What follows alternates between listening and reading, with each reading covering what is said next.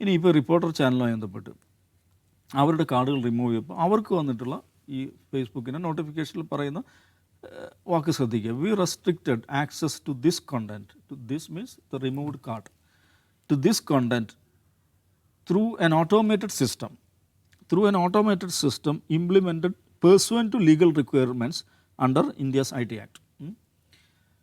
എന്ന് പറഞ്ഞാൽ എന്താ? ഇതെന്ന് ഒരാളെന്താ മനസ്സിലായി, ഇതൊരു ഗവൺമെൻറ് ഓഫീസിൽ നിന്ന് കൊടുത്ത നിർദ്ദേശമാണ് എന്ന് നമുക്ക് ഉറപ്പിച്ച് പറയാൻ പറ്റും.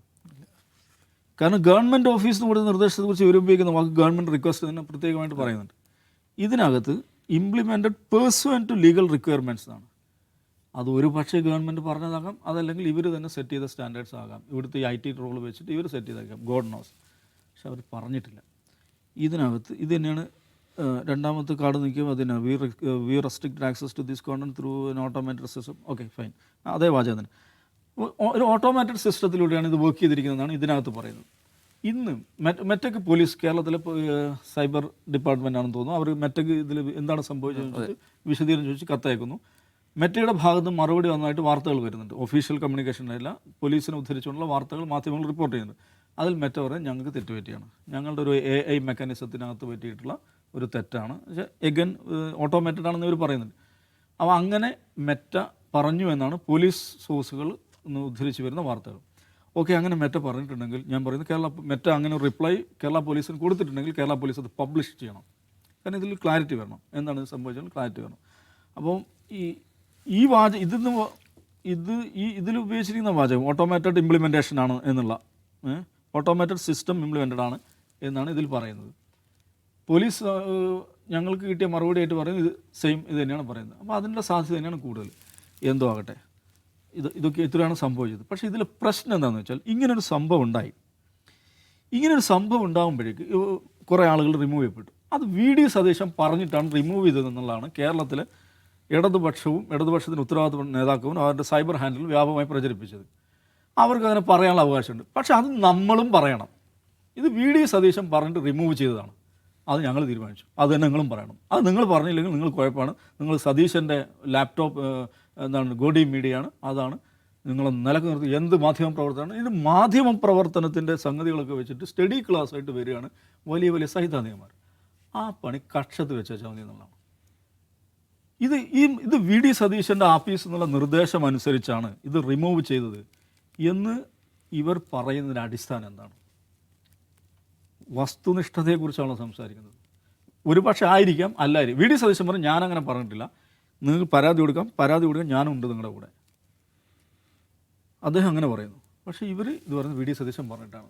VD സതീശൻ പറഞ്ഞിട്ടാണ് എന്ന് ഞങ്ങൾ പറഞ്ഞാൽ അത് തന്നെ നിങ്ങളും പറഞ്ഞിരിക്കണം എന്നുള്ളതാണ് ഇവരുടെ മാധ്യമ പഠന ക്ലാസ് എന്ന് പറഞ്ഞിട്ട് പഠിപ്പിക്കാൻ ശ്രമിക്കുന്നത്.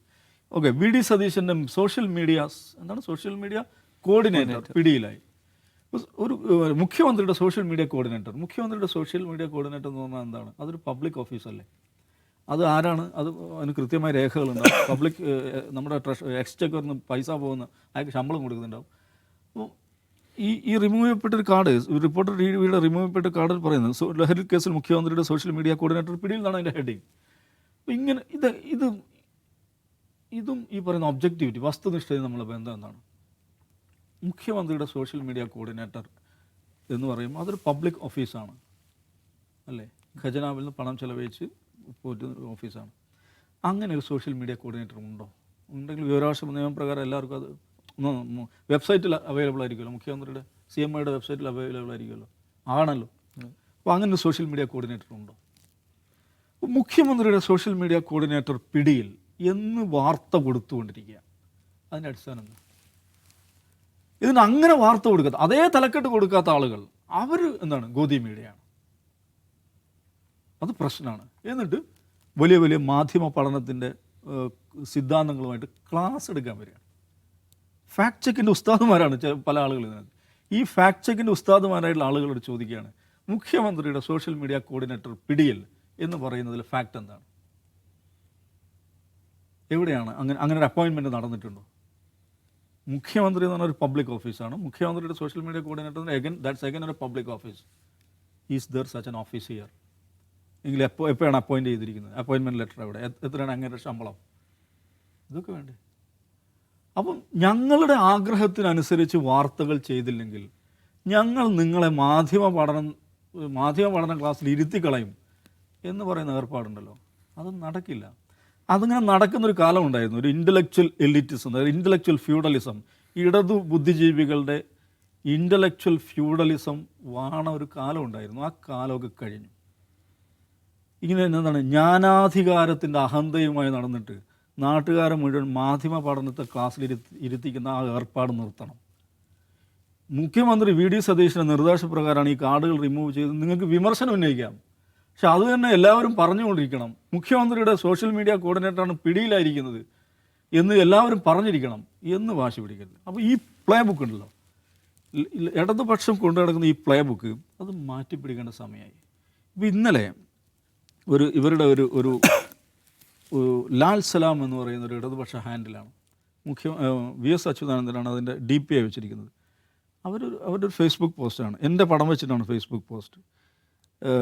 പിന്നെ കുറേയധികം ഉണ്ട്. രണ്ടാം ലോക മഹായുദ്ധത്തിൻ്റെ കഥയൊക്കെ പറയുന്നത്, നാസി സൈനികരുടെ ഇടയിൽ MDMA വിതരണം ചെയ്യാൻ സ്റ്റാലിൻ ഭരണകൂടം ശ്രമിച്ചു. കേരളത്തിലെ പ്രശ്നം MDMAയോ ഭരിക്കുന്നവരോ അല്ല. എന്തിനോടുള്ള റെസ്പോണ്ടാണെന്ന് അറിയോ? ഈ മുഖ്യമന്ത്രിയുടെ സോഷ്യൽ മീഡിയ കോർഡിനേറ്റർ പിടിയിൽ എന്ന വാർത്ത അങ്ങനെ നമ്മൾ തലക്കെട്ട് കൊടുത്തില്ല. ഇതാണ് പ്രശ്നം. അപ്പോൾ കേരളത്തിലെ പ്രശ്നം MDMAയോ ഭരിക്കുന്നവരോ അല്ല. VS അച്യുതാനന്ദൻ്റെ DP വെച്ച ലാൽ സലാം എന്ന പേരുള്ള ഫേസ്ബുക്ക് പേജാണ്. കേരളത്തിലെ പ്രശ്നം MDMAയോ ഭരിക്കുന്നവരോ അല്ല, പിടിയിലായ പ്രതിയുടെ മുസ്ലിം പേരാണ്. റെയ്ഡിലുണ്ടായിരുന്ന പോലീസുകാരുടെ പേരുകൾ നോക്കൂ, അപ്പോൾ കാര്യം പിടികിട്ടും. C Dawood, Media One chief editor. ഇതെന്താ പരിപാടി? ഇത് കാഫിർ സ്ക്രീൻഷോട്ട് റീലോഡറാണ്, വർഗീയതയാണ്, ശുദ്ധമായ വർഗീയതയാണ്. ഇതെന്തിനാ ഇങ്ങനെ ചെയ്യുന്നത്? അപ്പം ഈ ചങ്ങായിയെ പിടിച്ചത് ഒരാളെ MDMA അവനെ പിടിച്ചത് അവൻ മുസ്ലിം ആയതുകൊണ്ടാണെന്ന് ഞാൻ പറഞ്ഞു. അവനെ പിടിച്ച പോലീസുകാർ, അവരുടെ പേര് നോക്കുക, അപ്പോൾ കൃത്യം മനസ്സിലാവും. ഇങ്ങനെയാണ് മീഡിയ വൺ പ്രചരിപ്പിക്കുന്നത് എന്ന് പ്രചരിപ്പിക്കുകയാണ്. നമുക്ക് ഈ വൃത്തികെട്ട ഈ പ്രചാരണം നടത്തിയിട്ടാണ് കഴിഞ്ഞ 2-3 തെരഞ്ഞെടുപ്പിൽ അടിപടലം തോറ്റ് തുന്നം പാടിയെന്ന് മനസ്സിലാക്കണം. അതേ പ്ലേ ബുക്ക് വീണ്ടും ആവർത്തിച്ചുകൊണ്ടിരിക്കുകയാണ് കേരളത്തിലെ ലെഫ്റ്റ് സൈബർ ഹാൻഡിലുകളും അവരുടെ ഘടാഘടിയൻ ബുദ്ധിജീവികളും. വർഗീയത സൃഷ്ടിക്കുക, കുടിലമായ വർഗീയത പറയുക, നാട്ടുകാരുടെ മുമ്പിൽ ഈ പറയുന്ന ഇൻ്റലക്ച്വൽ ഫ്യൂഡലിസത്തിൻ്റെ പഴയ തഴമ്പുകൾ വെച്ച് പെരുമാറുക. ഇതൊന്നും നടക്കാൻ പോകുന്നില്ല. വസ്തുതകളായി പറയണം. അത് VD സതീശനെ ചൂണ്ടി അല്ലെങ്കിൽ വേറെന്തെങ്കിലും ചൂണ്ടി പേടിപ്പിച്ച് കളയാം എന്നൊരൊറ്റ ആളും വിചാരിക്കേണ്ടതില്ല. വസ്തുതയായി നിലനിൽക്കും. VD സതീശൻ റിമൂവ് ചെയ്യാൻ പറഞ്ഞിട്ടുണ്ടെങ്കിൽ അത് വസ്തുതയാണെങ്കിൽ അത് വാർത്തയാണ്, ആ വാർത്ത നമ്മൾ ചെയ്യും.